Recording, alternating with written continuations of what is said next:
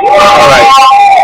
I think everybody here knows who I am, so I'm going to make this short and sweet because you've probably heard this speech maybe 50 or 60 times. So first, I want to thank all those candidates that stepped up this year, our grassroots folks. I want to thank them for stepping up, getting involved, because it is a very daunting task. It can be very thankless. So I want to thank those folks that have stepped up. Thank you. So with that, everybody knows I'm Dave Kalin, Jr. Following in this gentleman's footsteps, my mentor, my hero. But I grew up as an IBM kid, so I'm going to give you my background, very quick, very brief. As an IBM kid, I've been exposed to computers, programming, just about anything computer-related, electronics, electromechanical. I was that kid that took everything apart that broke to see how it worked and if I could fix it, and I usually ended up with a box full of extra parts. However, with that, it's provided good career. I have been in the banking industry as far as the IT security side, telecom, access control, as well as my own network business, connectivity, whether it be fiber optics, you name it, we put it in. And before that, worked for a DoD contractor in working in an electronics field, guidance computers for rockets, spacecraft, missiles, systems integrations, submarine systems. So I've been around electronics, programming, computers pretty much my entire life. Had a career in construction for a little bit, so I do understand how things get put together, as well as job management. My most recent career, which was happy to retire from last January, was with Allegiant Air as a flight attendant, but I was also an ATS, which is a air transportation supervisor. I was that person people didn't like to see on their flight because they knew it was getting audited. And it's about doing things by the book. And that is one of those things that through my whole life, it's about doing it right, doing it by the book. And with that career, it just solidified that with me.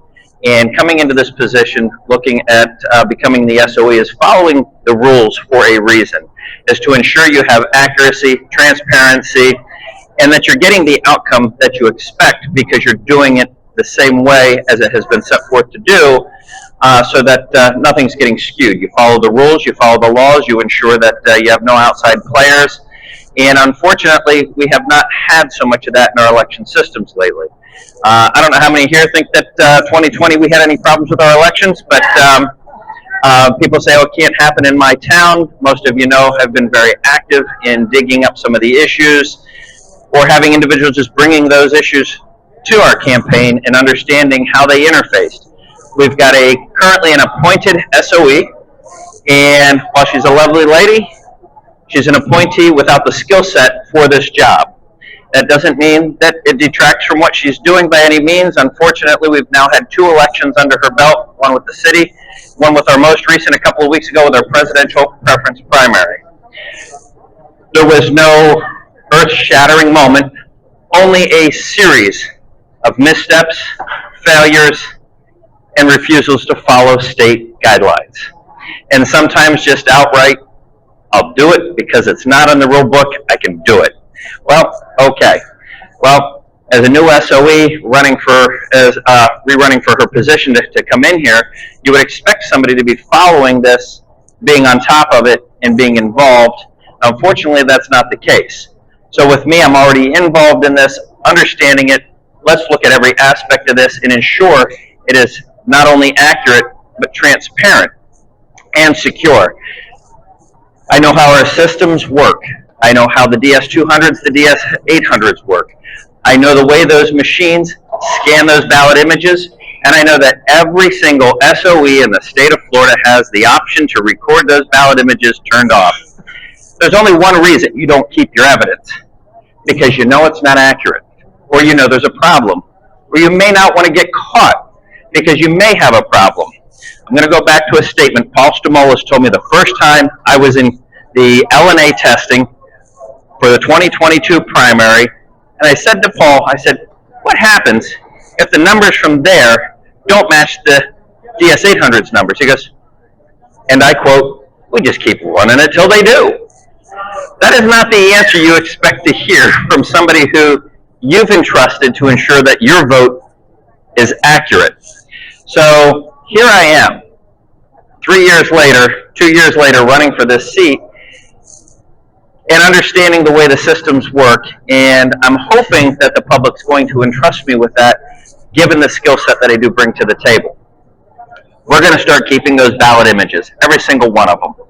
But we're also going to do some enhanced ballots, which everything I have read through Florida law allows us to do enhanced ballots as long as we don't disenfranchise voters and we don't identify any voters and we don't open ourselves up to fraud. So by putting QR codes on every single ballot, giving our voter a duplicate QR code that only they have access to, no one else does, you're going to actually be able to go in with Know Your Vote and actually, after the polls have closed, all the vote totals have been counted, and actually bring up your ballot with a QR code scanner, whether it be on your phone, at a kiosk that we can put at each one of our offices, and you will be able to look at your ballot, and it's also going to circle what it acknowledged as your vote.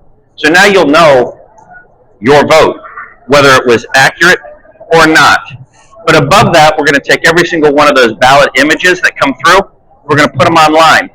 This stuff, to get a court order to see what the ballots really looked like, shouldn't be happening. It should be public information for every citizen to have access to, so you can sit in the comfort of your living room, your office, or wherever you choose and flip through every single ballot and view it.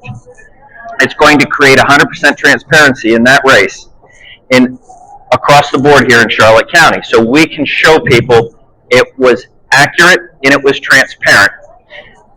Same thing with our poll workers. We keep having the same group over and over and over. We never bring in fresh faces. We're going to start looking at those fresh faces. We need the citizens to be engaged.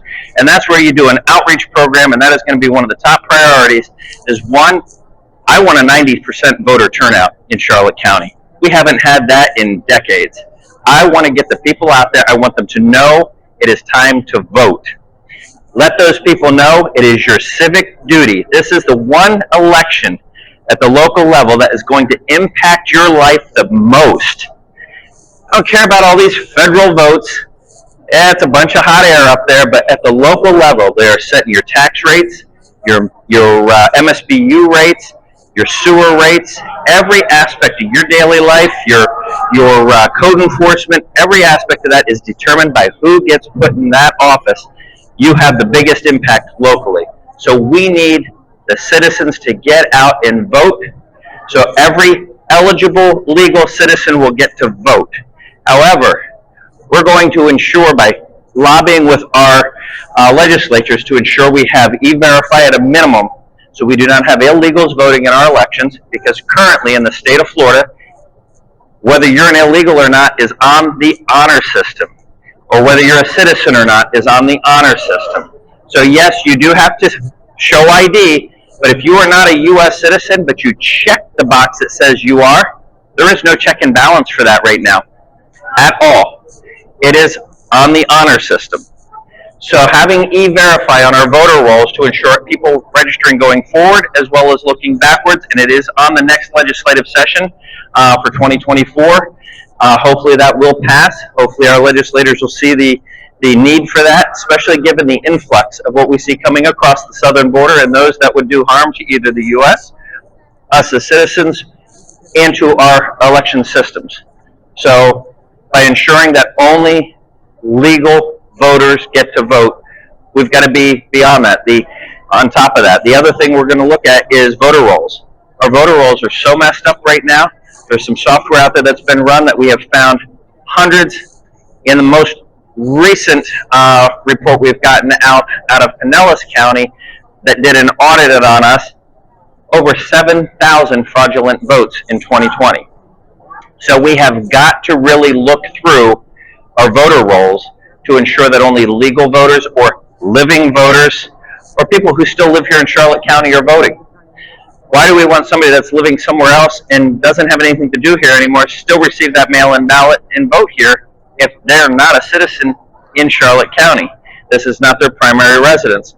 We found a number of folks that are registered here and in other states, sometimes registered in multiple counties within Florida. That has got to stop. So we've got to use software to get smarter and interface with all our different government agencies, whether it be Social Security whether it be military benefits, the recorder of wills, the recorder of deeds, and so on, to ensure only these real living people are there. Couldn't tell you how many times you go through WebElect and you see 15 people registered in that household, and you hear the folks that go up and we canvass that house and there's 2 people living there. They don't know who these other people are, yet these people have received mail-in ballots for year after year after year. So we have got to really dig into that and stop that. We're going to have an entire team at the SOE's office that is dedicated in those off years when you're not running an election. They're going to be plowing through that nonstop. So we're going to run it efficient, we're going to run it effective, and transparent. One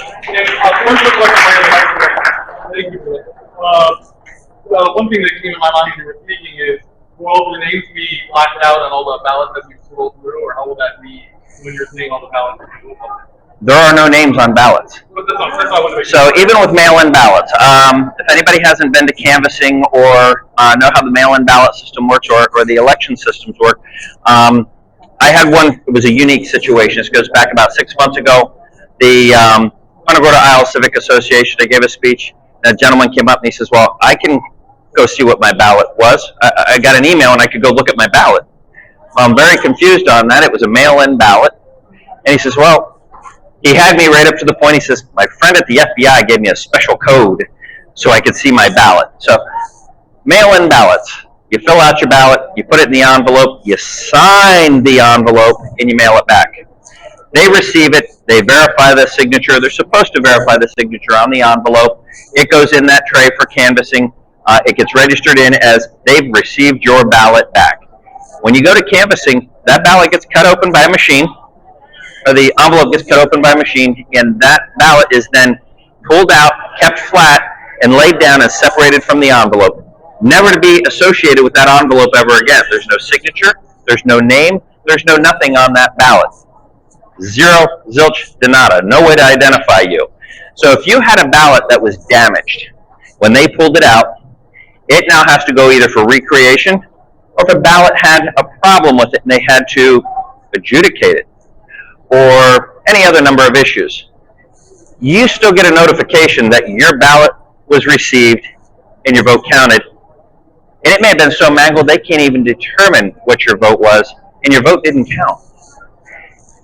They try their best to make sure it counts. They try their best to go through it, look at the intent of the voter. But there is absolutely nothing on a ballot that identifies you as a voter once it has been separated from that envelope, and it is by design, so that nobody in that canvassing room go, I know this guy, and or I'm going to change this. It's to prevent that. So that is why no ballots have identifying marks linking it to any single individual. Thank you. I've gotten questions when I talk about transparency like you discussed. The most common question are people going to be able to figure out who I voted for? Am I going to get hit? They're worried about the blowback, you can imagine. I'm going to go this way this time, guys. And I'll start this way next time, and I'll go back the other way the second two.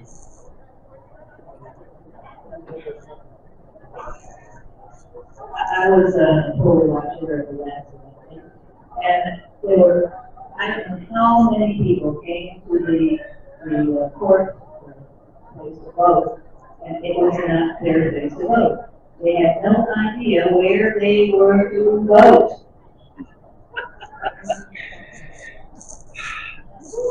So this year has been an interesting year with our election systems and our new SOE. We know who she is. It's very easy to tell who she is based on the former cardboard cutouts that are life-size, as well as now the full life-size posters that are out there. So I'm going to make you my first campaign promise here, and that is going to be, my photo is not going to be on anything. My name is not going to be on anything. Think of it this way. If there was a medical emergency, she had to resign, something happened, she was removed, or I was removed, anything happens, every pen, every piece of paper, every seal, every document in that office has to be destroyed because it's got the wrong name on it. If it just says Charlotte County Supervisor of Elections, the next person in that office can continue on with the same pens, paper, stationery, and documents. I get it that if you have a personal letter being penned from the SOE, you have a small, very small amount of private stationery with a name on it that is from a personal individual out to the public. That's easy enough to add with the printer as you print it out. So we're going to minimize those costs. I'm not going to do that. But to answer your question fully on that, I heard that repeatedly from a number of individuals, and what we had is a lot of miscommunication on the website or lack of communication on the SOE's website. I will be the first one to say it is not an easy site to navigate. Maybe if we removed the very large picture of our SOE on the front, there'd be a little bit more room on the main page to get a little bit more information on there that would be pertinent to actually voting. So you're going to see a streamlined website. I'm bringing a team with me. You're not just electing me, you're bringing a team. I'm bringing a forensic IT individual with us. We're going to watch every aspect of what goes in and out for data. We're going to know it's secure. If it's not secure, we're going to analyze it, figure out what we need to do to make it secure at every polling location. But we're also going to inform the public. We're going to educate them. Everybody should be able to get on there very easily, right from the main page, a bubble, click on it, where do I vote, key in your address, and it should take you straight to the location. And at the same time, with modern technology and Google Maps, should be able to bring up a street view and a photo of it, so that now you even know what you're looking for and what building you're going to try to go to. Additionally, marking our polling locations. We had so many of them in this presidential primary that didn't meet state statute, where you have your sign out there that tells you at the entrance, at the street, what precincts, and this is where you vote. 99% of our precincts did not have that information out there. It was all the way back at the door where you go in to vote. People drove around hunting, didn't know where to go. Centennial Park had the wrong address posted on the internet for those folks to vote there. Couldn't tell you how many people showed up there to vote, couldn't find it because it was the wrong address. These are things that need to be verified. These are things that need to be. So the courthouse issue came into, there was a glitch, I believe, in their software. People were putting in their address from up in Port Charlotte, and it was directing them down to the courthouse. That is where you need to have that IT professional in there running through this before it ever goes live to ensure testing every aspect of this, to ensure everywhere in that county, every precinct has been tested. Random addresses all over the county being put in there to know it's accurate. We live in the day and age of technology that we can take such advantage of to educate people. When I'm out canvassing and people go, oh, we're coming up on election season, well, we just had one. Oh, I didn't know. They don't know. They're not educated. During election season, we're going to bang up every electronic billboard in Charlotte County to let people know it's time to vote. Here's where to go get that information. Here's your candidate's information. So we're going to spend a little money at the beginning, but we're going to pull that from other areas of the budget so that we can reduce the cost eventually after the first year. And there are ways to do this.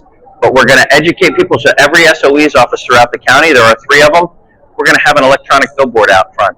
And it is going to tell you when filing dates are, who your candidates are. It's going to have their information on there. If a candidate has a website, it's going to be on there for everybody to scroll through so people can get to know who is running for these offices, who is about to represent them. And that's only fair to our voters to educate them to where they can get this information. And it's not to push any individual candidate, but it is to educate them, just like these issues we're having. Motor voter, that was another problem. Motor voter registration, if you changed your address or you updated it with your license expired and you had to go in and renew it.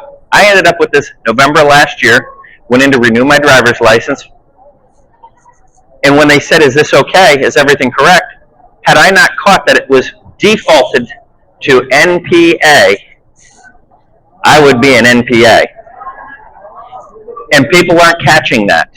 I'm being told it's a myth, that it's a conspiracy theory, that's straight from the top, but it is not. When you have 1 or 2 people say it, it's a conspiracy. When you have dozens of people showing up to vote, and that's what's happened to them, and they didn't get to vote in this presidential primary, you give them a provisional ballot. Then you do the research to verify were they a lifelong Republican on there, or at least for the last few years, and all of a sudden on their birth date, when they renewed their driver's license, it changed. You go, okay, the system broke there. That person's legit. You had somebody that's been a lifelong leftist and all of a sudden said, nope, no, you're not switching parties on us like that just for that. So it's about being responsible but reasonable. And if there's smoke, go out and make sure there's no fire. It's not all conspiracy theories. The one that someone mentioned to me recently was he's been off for a year as an appointed official, tens of thousands of dollars labeling the cars with stickers to wrap the car.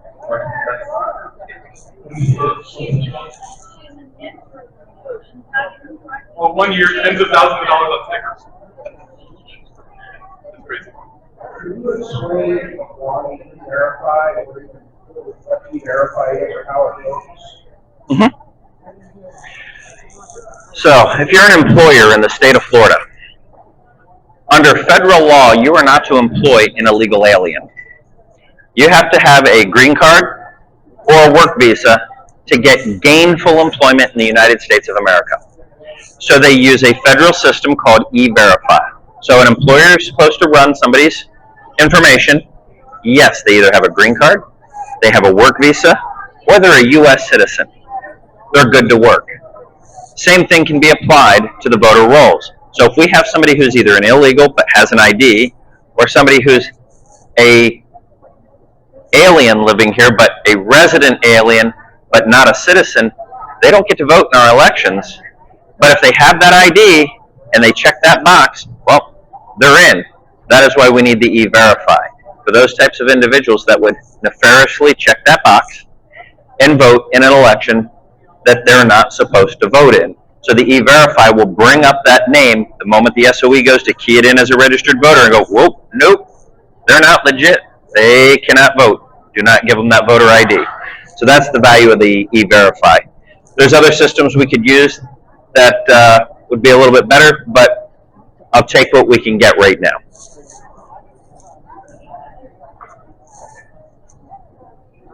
What's your plans on who you get in office, who you are?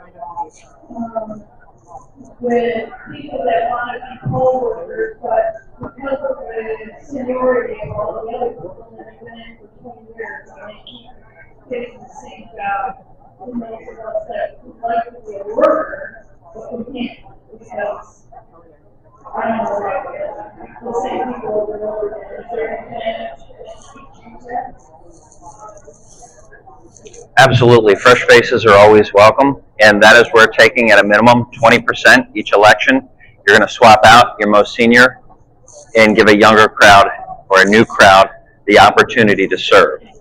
And that's another thing is we have poll workers and then you have poll watchers. You've got all these poll watchers from all these different groups that really have, they come in, they sit and they watch. We don't have a lot of them. We need to welcome those folks. The more eyes you have at a location on your elections, the less chance you have of something nefarious happening. We had a situation, Sandcasa, first day of early voting. We have a simple rule here in Florida.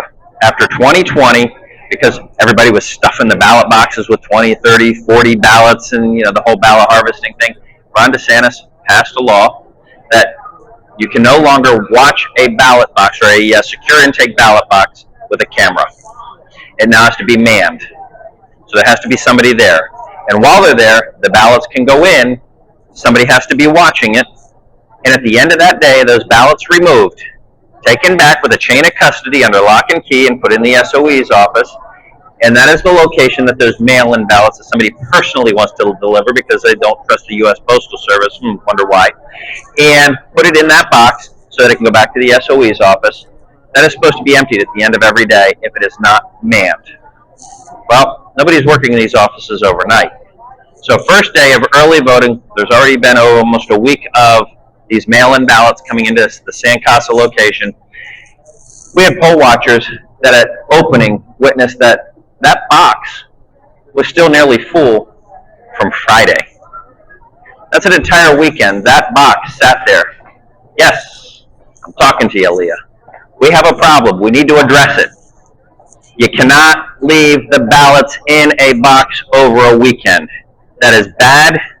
That breeds corruption. It breeds mistrust. And if you don't trust your election system, your voters walk away. And if your voters aren't participating, your government runs amok. We have to use every tool in that toolbox to ensure that it's secure. And that's the type of situation having the poll watchers witnessing that at the same time, realizing that happened, is what helps keep our election systems on par. We have got to have poll watchers. We need to encourage people to be involved as poll watchers and poll workers. So yes, 20% every election will be swapped out. Most senior, bring in a new crowd. Adequate training needs to be done as well. So I'm hearing so many stories of poll workers that went through their training and they get there or a few weeks before the election and they go, well, by the way, we just got this email and a video that now we're going to do all the work with no employees. They've never been trained for it. They've never gone through the scenario, other than maybe have witnessed it a few times, and it's now 100% on them. And I can tell you, at watching it closing at some locations, those folks struggled to walk through every aspect of that. And when you have the election office employees not making it any easier for them or working with them, really made things very interesting. So educating those poll workers so they know their job inside and out is paramount, because it's going to create less questions on the validity of what happens, as well as eliminate the problems we've had in the past with not following procedure. 2022's election cycle, 28.5% of those chain of custodies either didn't have signatures from the clerks or didn't have signatures from the SOE's office, or there were no seals available to put on any of the boxes. In a court of law, that murderer just got free because you didn't have the proper paperwork. We have got to change that mentality. Excellence is what you shoot for. Martin, thank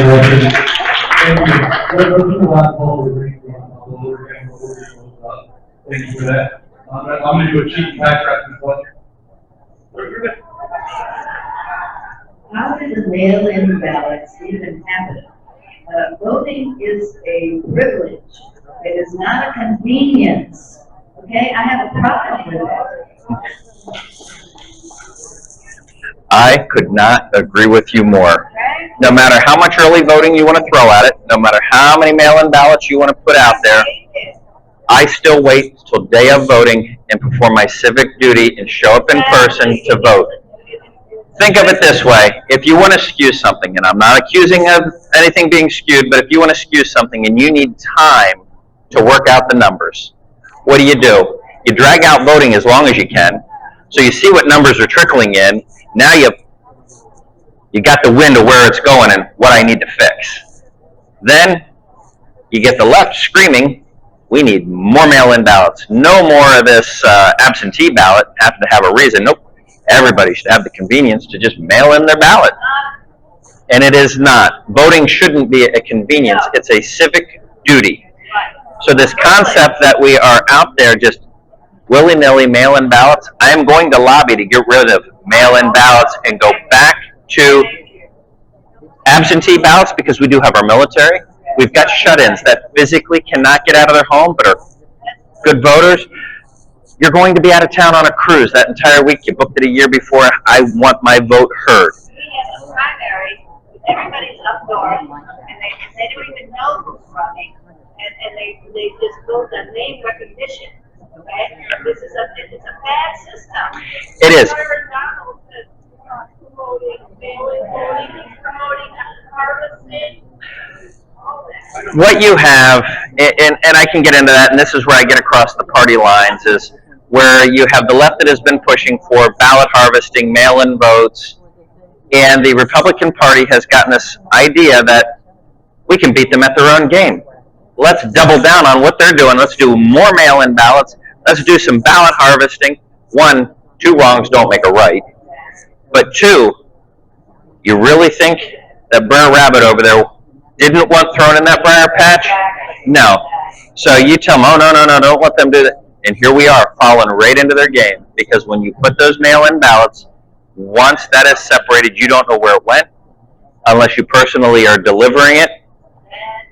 But you're now relying on somebody else to scan your ballot in for you, even at the elections office. What happened to you submitting your own ballot, knowing it went through that machine? Let's take all the machine issues aside. Let's think that it's secure, straight, and accurate. Why would we allow somebody else to cast our vote for us and trust that they did it? Show up to vote. Stop this mail-in ballots. Stop this 2 weeks of voting. You know what? I get it. I'm not a fan of early voting. 2-3 days, tops. I'd like to eliminate it. 2-3 days, tops. 2 weeks, no. One, it's a waste of resources. Two, you're opening yourself up to a cheat. Why give the opportunity to cheat? There was a video that just showed Taiwan, showed them how they counted.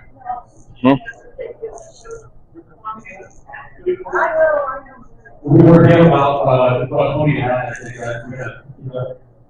I'm gonna do this fastly. We got somebody out of training our whole really qualified to do it. This is the point she's really good understand. She's a great marketer, I have to say. I told her that we have the best picture, best everything. My God, but she doesn't know what she's doing. She's training our poll workers.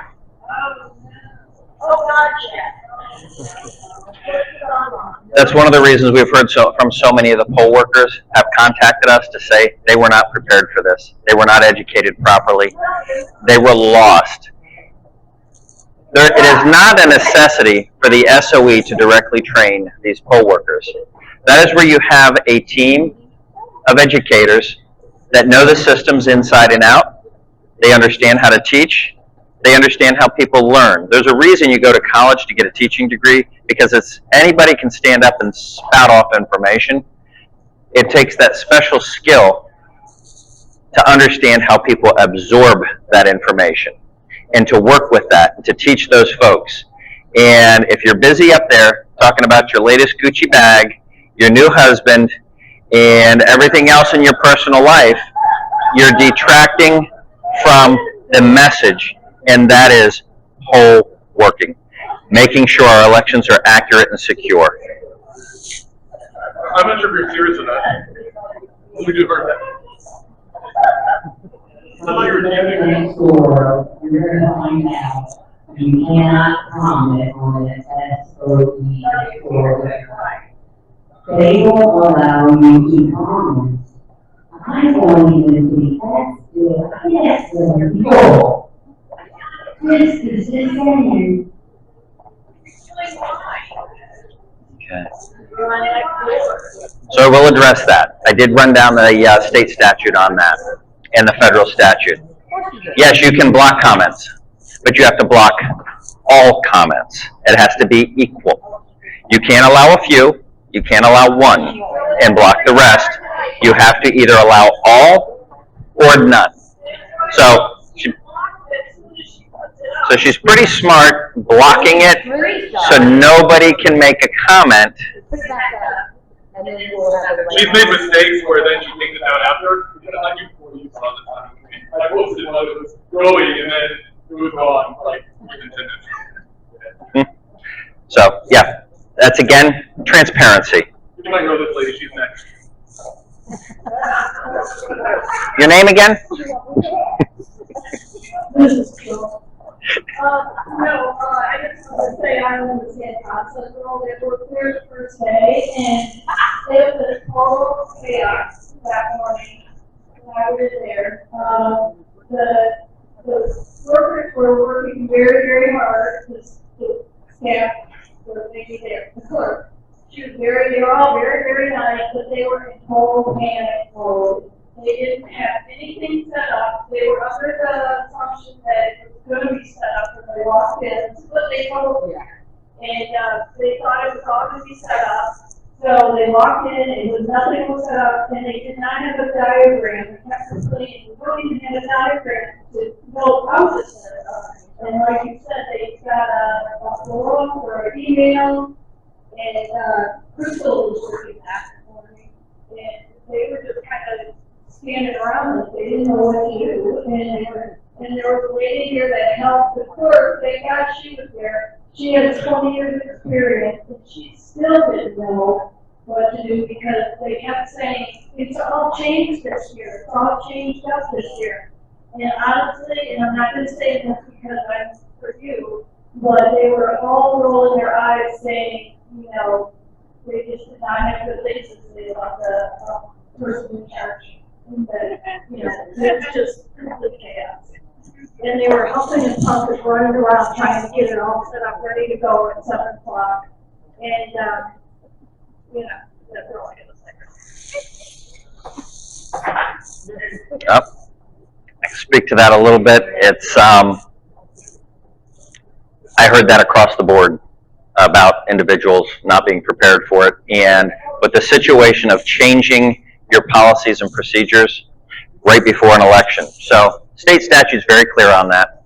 In odd number years, you're required every odd number year to put forth your plan for security, your procedures and protocols that fall within the state guidelines. It's then approved by the Secretary of State's office and the Elections Commission, and then you're given the green light to implement those changes or continue with what you've had as your implemented plan. I will tell you, upwards of a week before an election, plans were still being changed.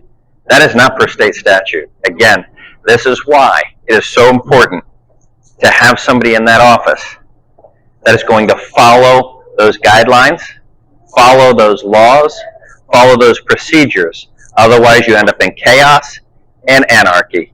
You have people that are not well prepared for what they're getting into. So, take a lesson from the FAA guy, follow policy and procedure, because in that business, people die. In this one, people lose faith in the election system.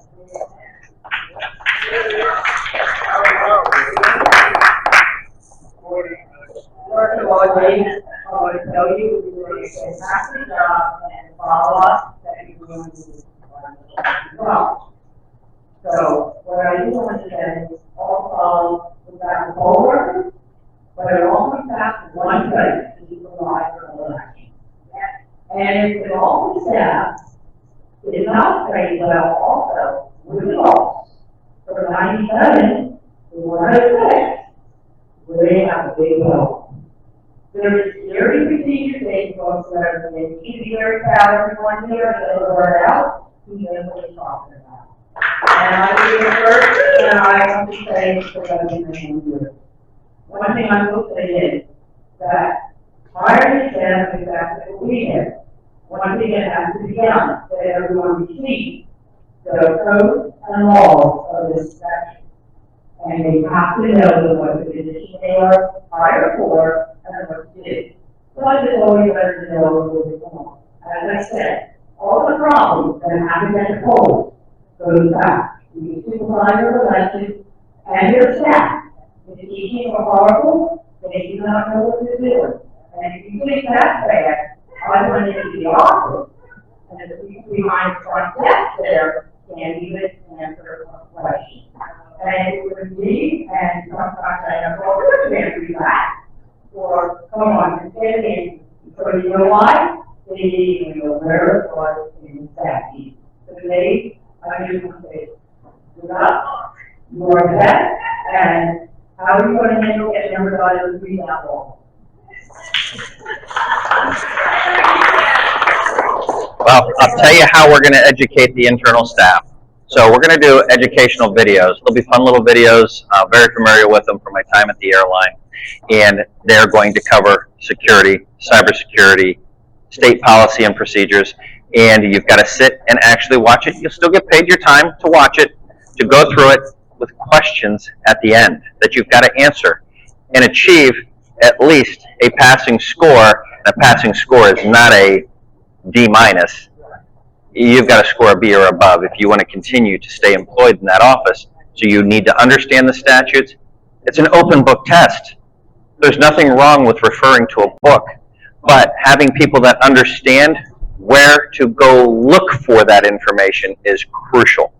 So being able to train that staff to understand where to get it, how to get it, and is it readily accessible to us when we need it. That way, oh, it's going to be a written test. Oh no. So Because that's the worst downfall that happens in the office. And it's going to be, I don't know anything about poll workers or how to treat right now. When I serve poll workers, we need to take a written test. absolutely. In front, and it's called reading by me. Yep. Yep. Right now, they said they let them go home, and they let them look on the internet, no. It could be your mother, your friend, or somebody else saying that. Absolutely, and that's where they can sit and they can watch those videos on an iPad, on their computer, their company computer. But at the end of the day, they got to fill out the piece of paper in the office on company time, and it's going to be graded. So, but it is an open book test. I encourage people out there to use the knowledge to be able to go find the information. You think they went to the moon and didn't have a checklist or a manual they could refer to when something happened? No, it was not all stuck in the brain, but they knew where to go get that data. And that is crucial, teaching people how to get to what they need.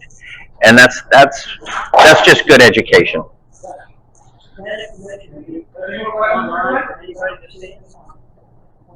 Well, no more?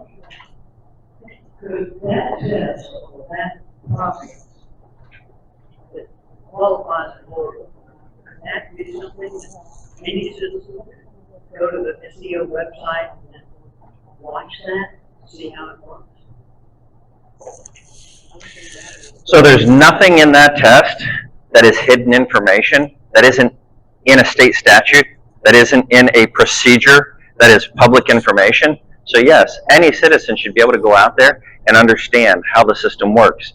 And in fact, you put that up there online for people to go out and view it and understand how our election systems work, how it's supposed to work. And again, it comes back to educating the public so that they understand the systems and how they work. People would be amazed at how many pitfalls are in our current election system. You got the mail bins at the Postal Service, which is why I kind of did the tongue-in-cheek moment there for the Postal Service. Those ballot bins sit out back on that back dock at the Punta Gorda Post Office all day long. It's pre-sorted mail. It's local. It's sitting right there. You can walk right up. There's nobody watching, nobody paying attention. I'm sure the Postal Service is going to give me a hard time for giving them a bad rap, but I'm sorry. If you can't get the mail into my mailbox, I'm not trusting you to actually put the mail where it's supposed to go out there on the dock. It needs to be in a secured location. Those ballots are valuable. Why are we not treating ballots like money? Because they are traded for money. When you look at the leftists, they're getting paid by the ballot. Big money to skew these elections, to dump these ballots, to harvest these ballots. So why are we not treating our ballots like a financial instrument, like money? We need to secure them, protect them, keep them safe. They're precious and valuable. They are your future, and they're your future. They're all our future. And if we are just handling them like they're just a bunch of pieces of paper, then this republic is lost.